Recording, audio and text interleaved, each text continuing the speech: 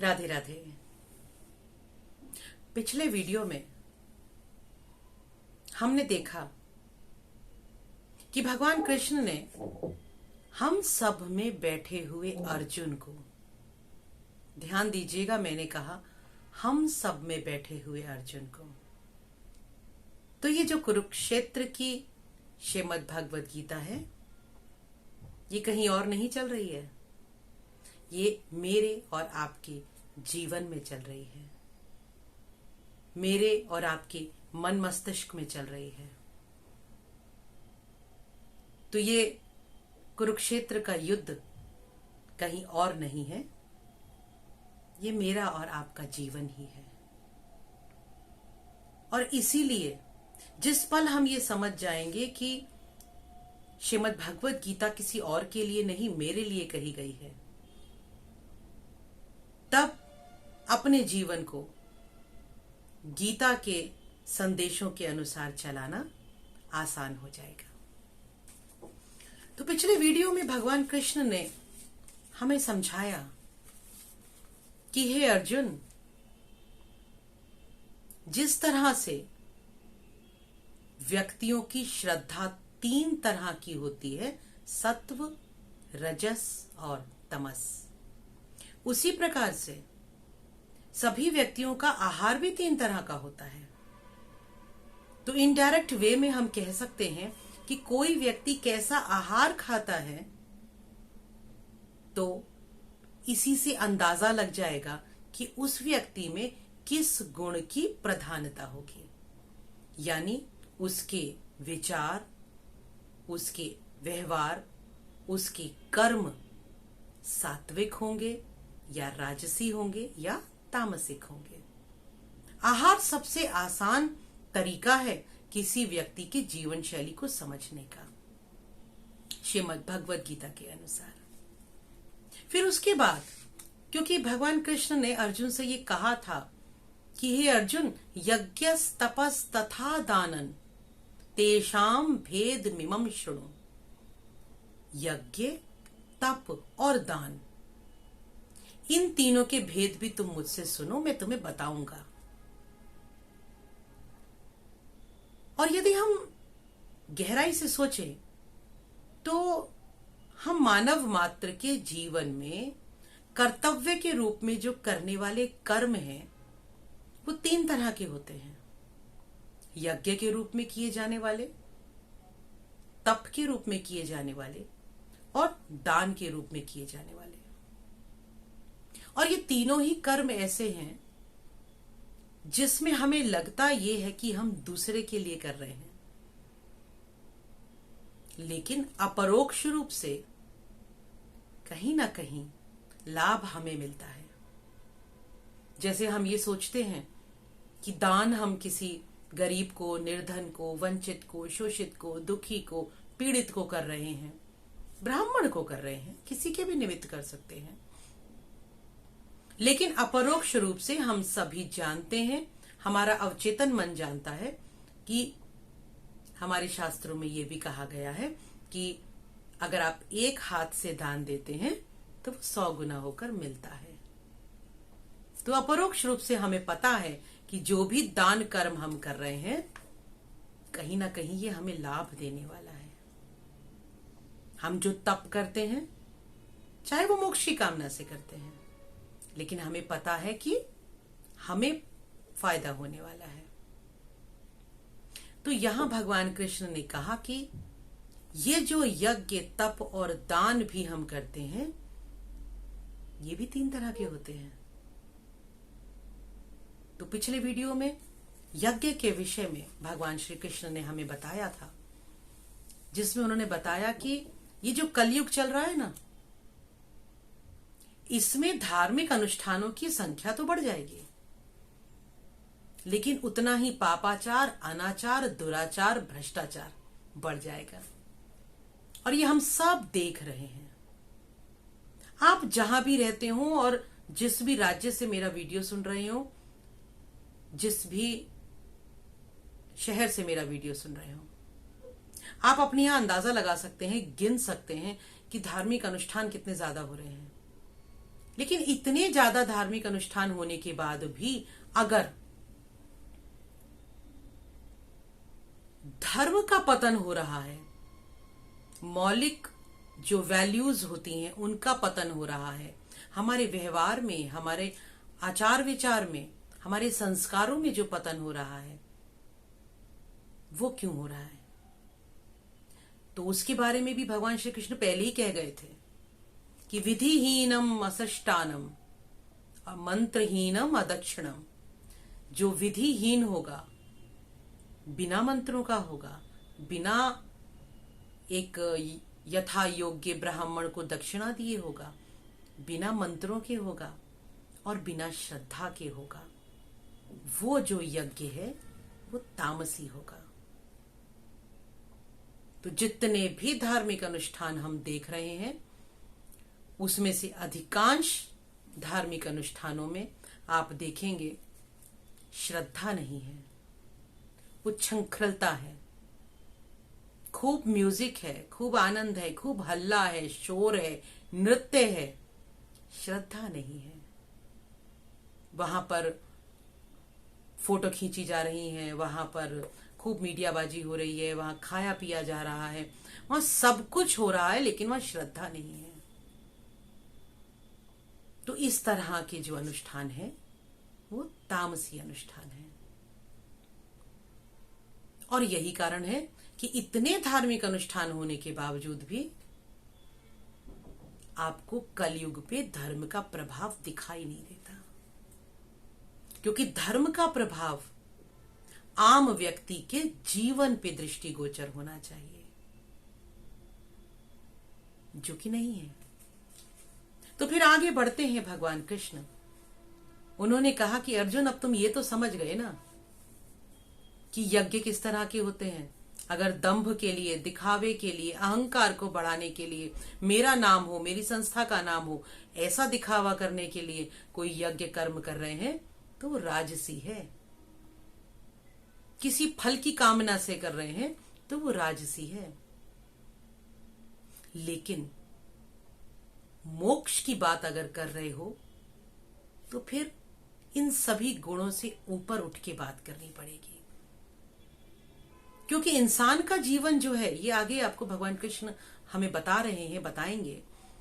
इंसान का जो जीवन है ये चक्र तब तक चलता रहेगा जब तक पाप या पुण्य का बैलेंस बना रहेगा। सिर्फ पाप ही नहीं भोगने होते, पुण्यों को भी तो भोगने के लिए आना पड़ता है। तो पाप और पुण्य का जो भी थोड़ा बहुत बैलेंस हमारी बैलेंस शीट में बचा रहेगा, उसको भोगने के लिए बार बार आना पड़ेगा। तो यदि मोक्ष चाहिए, यदि इस आवागमन के चक्र से मुक्ति चाहिए, तो पाप और पुण्य दोनों से परे होना पड़ेगा, समभाव में स्थित होना पड़ेगा। समता में स्थित होना ही योग है। सम कैसे होंगे ये बार बार हमें कृष्ण बताएंगे, लेकिन अभी हम आगे चलते हैं और देखते हैं कि भगवान कृष्ण अपनी वाणी में क्या बता रहे हैं। भगवान ने कहा कि जिस तरह से कर्तव्य कर्मों में यज्ञ आता है, उसी तरह से तप भी होता है। तप का अर्थ क्या है? तप का अर्थ है त्याग। वो त्याग जो हम मनपूर्वक करते हैं, बलपूर्वक करते हैं, संकल्प पूर्वक करते हैं, वो त्याग है, वैराग्य नहीं है। जो स्वयं छूट जाए वो वैराग्य है, और जिसे छोड़ने के लिए मेहनत करनी पड़े वो त्याग है। तो वैराग्य तक पहुंचने के लिए पहले त्याग तो करना ही पड़ेगा। तो तप के विषय में बताते हुए आगे कहा प्रभु ने कि तप भी 3 तरह का है। शरीर का तप, मन का तप और वाणी का तप। क्योंकि शरीर से हमने अच्छे अच्छे काम कर लिए, लेकिन मन में विचार बुरे हैं, तो भी फल नहीं मिलेगा। लेकिन मन में विचार अच्छे थे, वाणी बहुत खराब है, आपने देखा होगा, आपने आसपास ऐसे लोगों को जो ये कहते हैं कि मैं मन से बुरा नहीं हूं, मैं मन से बुरी नहीं हूं, क्या करूं, बस मुंह से शब्द गलत निकल जाते हैं। ये कहा भी गया है कि ऐसी वाणी बोलिए मन का आपा खोए, औरन को शीतल करे आपहु शीतल होए। तो वाणी तो अच्छी बोलनी ही पड़ेगी। अच्छी वाणी बोलना भी तप है। तो भगवान ने कहा कि हे अर्जुन, देव द्विज गुरु प्राज्ञ पूजनम शौच मार्जवम।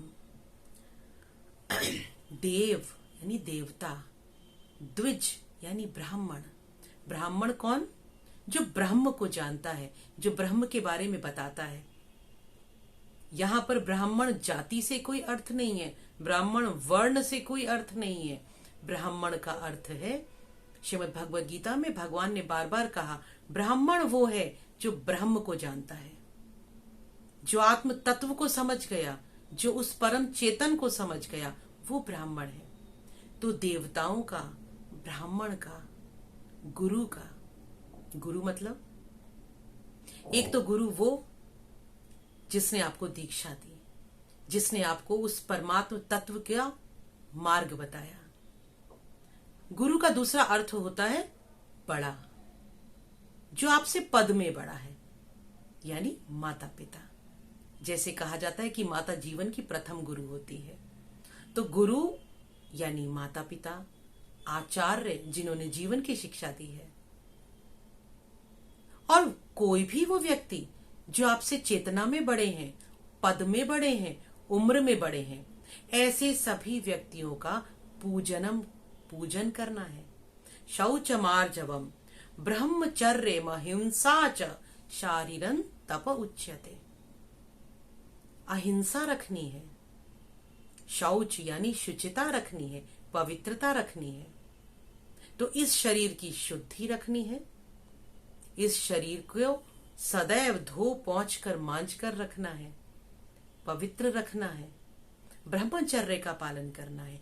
ब्रह्मचर्य का अर्थ पुनः ब्रह्म में आचरण करना, उस ब्रह्म तत्व को जानकर उस ब्रह्म तत्व की पवित्रता के अनुसार आचरण करना, परिस्थितियों की पवित्रता को ध्यान में रखते हुए, शरीर की मर्यादा को ध्यान में रखते हुए आचरण करना। ये कहलाता है शरीर का तप। शारीरन तप उच्यते, ये शरीर का तप कहलाता है। उसके बाद भगवान श्री कृष्ण ने कहा कि सिर्फ शरीर के तप तक ही सीमित नहीं रहना है,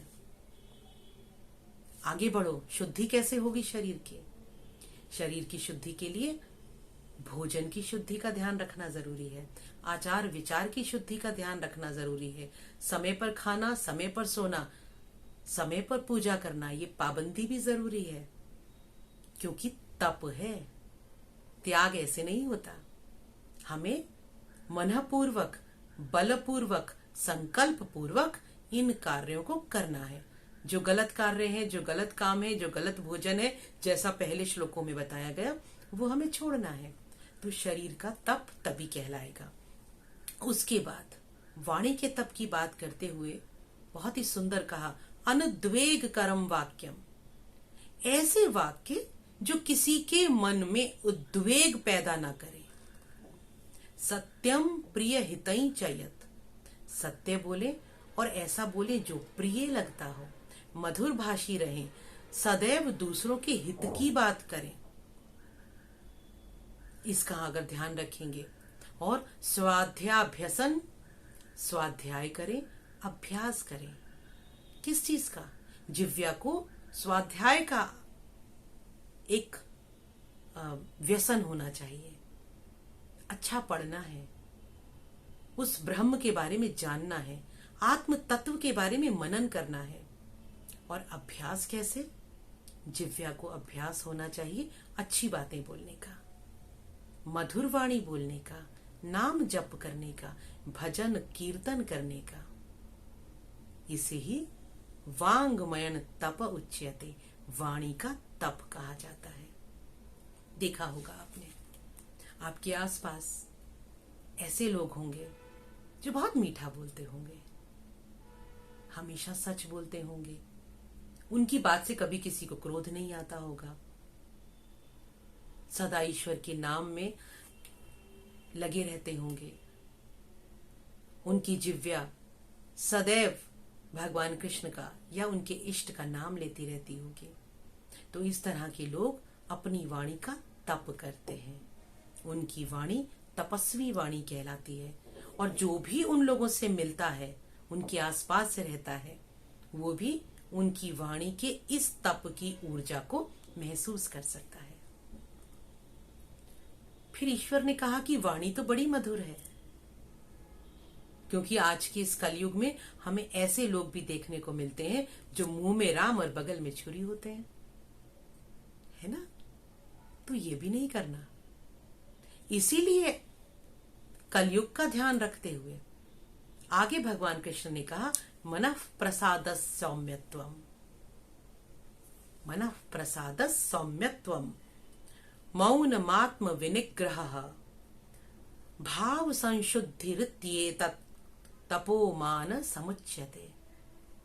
मन को प्रसन्न रखा जाए, मनः प्रसादस्, मन प्रसन्न रहे, सौम्य रहे, मननशील हो और स्वयं में ही उसका निग्रह हो, अपने आत्मा में स्थित रहे, भावों की शुद्धि हो, सदैव उनके भाव जो हैं वो पवित्र भाव बने रहें, कभी दूसरे के लिए बुरा ख्याल ना आए। कहते हैं कि हिंसा सिर्फ शरीर से नहीं होती। आपने किसी को मारा, लड़ाई झगड़ा किया या पीटा या किसी के को फिजिकल हर्ट किया, सिर्फ वही हिंसा नहीं है। यदि आपने किसी के बारे में कटु शब्द भी कहे तो वो भी हिंसा है। और इसके साथ साथ अगर आपने अपने मन में भी ऐसा विचार लाया कि किसी का बुरा हो जाए तो वो भी हिंसा है। हम शब्दों के मर्म को नहीं पकड़ते हैं। हमने सोचा हिंसा नहीं करनी, तो इसका मतलब ये है कि किसी को शारीरिक कष्ट नहीं देना, हमें किसी को मानसिक कष्ट भी नहीं देना है, अपनी वाणी से भी किसी को कष्ट नहीं देना है, और तो और अपने विचारों में भी किसी के लिए कभी बुरा नहीं सोचना है। क्योंकि ये जो ब्रह्मांड है, ये ब्रह्मांड एक चुंबक की तरह काम करता है। ओशो ने कहा कि ब्रह्मांड एक चुंबक की तरह है, इसमें जो सोचेंगे, जो विचार भेजेंगे, वो विचार पलटकर हमारे पास आएंगे। लॉ ऑफ अट्रैक्शन भी यही कहता है। बहुत से मोटिवेटर्स लॉ ऑफ अट्रैक्शन की बात करते हैं कि जो सोचेंगे, जो बोलेंगे, वो मिलेगा।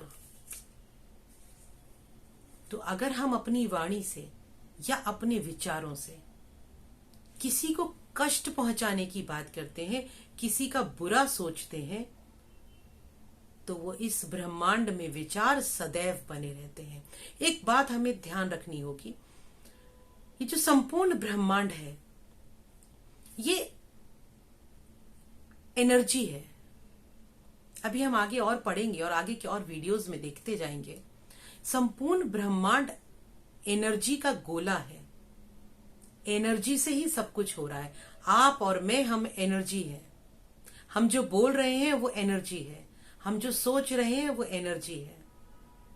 और एनर्जी कभी भी खत्म नहीं होती है, ये फिजिक्स बताती है।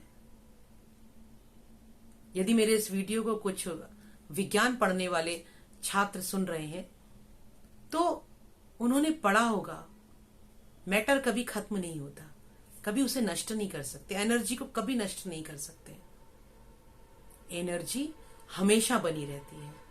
तो विचार भी एक एनर्जी है, बुरे विचार भी एनर्जी है, अच्छे विचार भी एनर्जी है। हमें देखना यह है कैसे विचार हम ब्रह्मांड में भेजें कि वही हमें मिलेगा।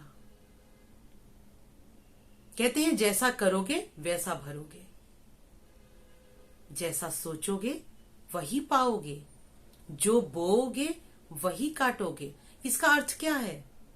इसका अर्थ यही है कि इस एनर्जी के ब्रह्मांड में आप जो एनर्जी भेजेंगे वही एनर्जी आपके पास लौट कर आएगी। तो यदि आपने कटु विचार इस ब्रह्मांड में भेजे हैं, आपके हृदय में किसी के प्रति बदला लेने की भावना है, किसी के प्रति नफरत है, किसी के प्रति आक्रोश है, आप किसी को नीचा दिखाना चाहते हैं, आपके पास बदले में यही भाव आएंगे। Choice is yours, choice is mine. मुझे क्या चाहिए? अच्छा चाहिए तो मुझे अच्छा ही बोलना है, अच्छा ही करना है, अच्छा ही सोचना है, और यही मन का तप कहलाता है। तो आज के वीडियो में हमने देखा